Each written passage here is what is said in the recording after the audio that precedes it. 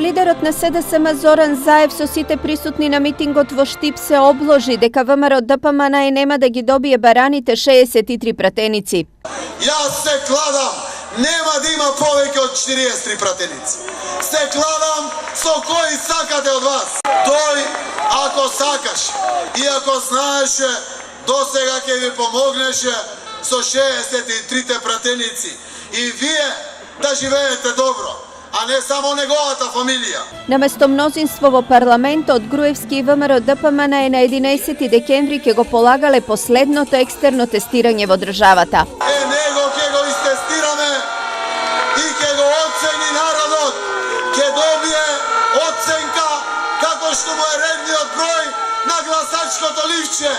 Единица, кец, седи Никола единица, ништо не знаеш. Се во ова било логичен крај на 10 годишното, како што рекоа на митингот, недомакинско владење на ВМРО. Наместо 6 милиони евра за триумфалната порта во Скопје, можеше во Штип да се изгради брана на река Отиња. Наместо Мерцедес од 600.000 евра, можеше да се реконструираат 3 моста на брегалница во Источна Македонија. Во градот на текстилната и кожарската индустрија, СДСМ на работниците од оваа бранша им вети 16.000 денари минимална плата.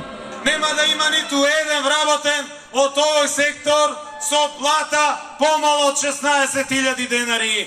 Ние сме гаранција, ние гарантираме, можеме да го направиме, ќе го направиме. По митингот на СДСМ реакција пристигна од општина Штип, која се однесува на дел од говорот на кандидатот за пратеник Благој Бочварски.